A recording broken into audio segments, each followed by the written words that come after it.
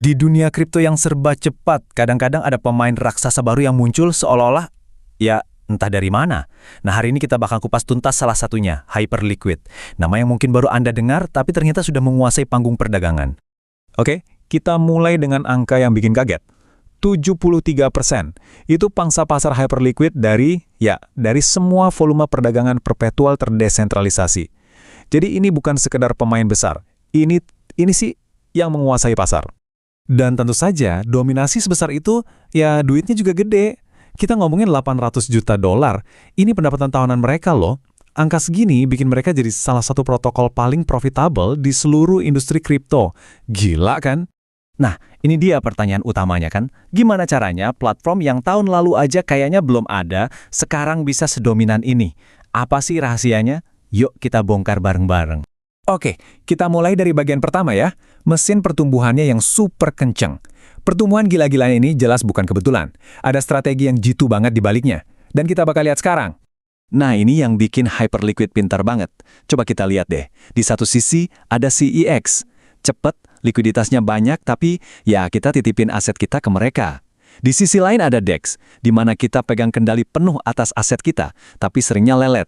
Nah, Hyperliquid ini coba ambil jalan tengah. Mereka mau ngasih yang terbaik dari keduanya, kecepatan kayak CEX, tapi aset tetap di tangan kita kayak di DEX.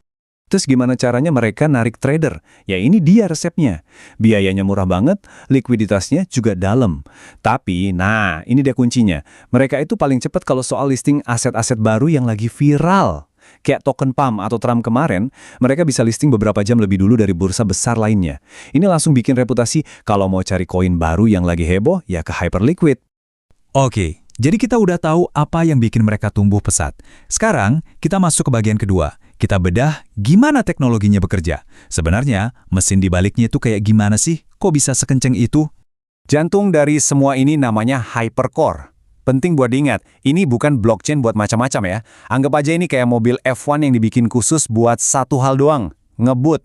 Tujuannya cuma buat memproses order, trading, dan likuidasi secepat mungkin. Dan semuanya terjadi on-chain.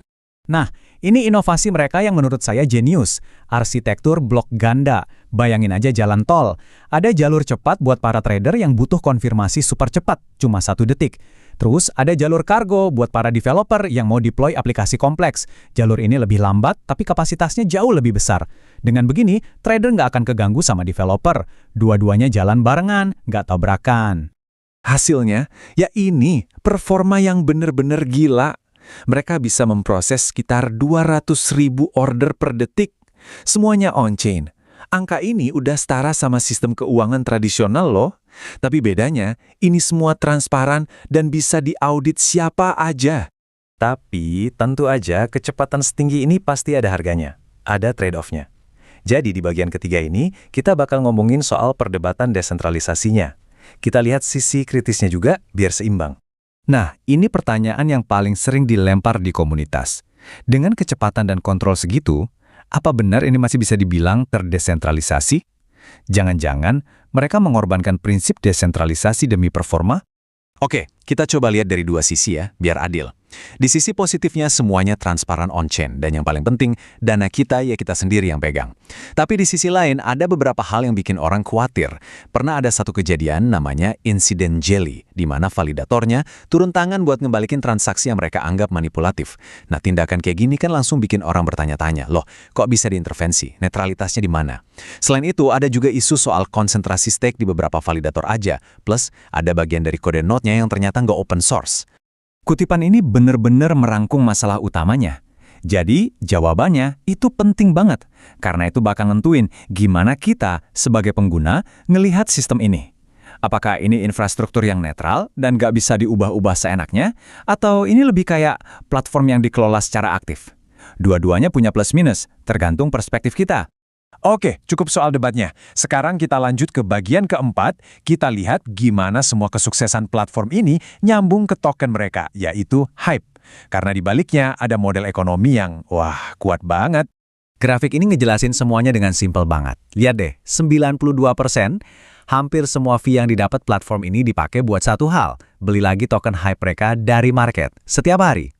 Nah, mekanisme ini ngebuat semacam roda gila pendapatan yang terus berputar. Gini cara kerjanya. Makin banyak trading, makin banyak fee yang kekumpul. Lalu, 92% dari fee itu dipakai buat program buyback harian. Buyback ini kan artinya ada yang terus-terusan beli token hype di pasar. Jadi ada tekanan beli yang konstan. Hasilnya, ya mekanisme ini secara langsung nopang harga tokennya. Intinya apa? Ada hubungan yang sangat erat dan langsung antara seberapa untung platformnya dengan nilai yang diterima oleh para pemegang token hype. Jadi, kesuksesan Hyperliquid itu ya langsung jadi keuntungan buat holdernya. Oke, kita udah ngerti mesinnya, teknologinya, sampai tokennya. Sekarang di bagian terakhir, coba kita mundur sedikit dan lihat gambaran besarnya. Sebenarnya apa sih visi jangka panjang mereka, dan apa dampaknya buat masa depan dunia keuangan? Visi mereka itu jauh lebih besar dari sekedar jadi tempat trading. Mereka punya inisiatif kayak HipT3 yang ngasih izin siapa aja buat bikin pasar mereka sendiri. Lalu ada CoreWriter yang bikin aplikasi DeFi lain bisa nyambung. Dan ada juga Builder Codes yang bikin aplikasi lain, contohnya dompet populer kayak Phantom, bisa langsung narik likuiditas dari Hyperliquid. Mereka mau jadi semacam lapisan infrastruktur. Jadi, pada dasarnya, inilah taruhan besar mereka. Hyperliquid itu bukan cuma aplikasi, ini adalah sebuah pertaruhan. Pertaruhan bahwa masa depan keuangan itu bisa cepat, transparan, dan semuanya dibangun secara on-chain. Kita nggak harus milih antara kecepatan atau desentralisasi. Dan ini membawa kita ke pertanyaan terakhir yang paling penting. Apakah model Hyperliquid ini bakal jadi cetak biru buat masa depan keuangan? Atau apakah kesuksesan mereka ini cuma sebuah keseimbangan yang sangat rapuh antara performa ala sentralisasi dan idealisme desentralisasi? Jawabannya, apapun itu, kemungkinan besar bakal ngebentuk arah perkembangan keuangan on-chain di masa depan.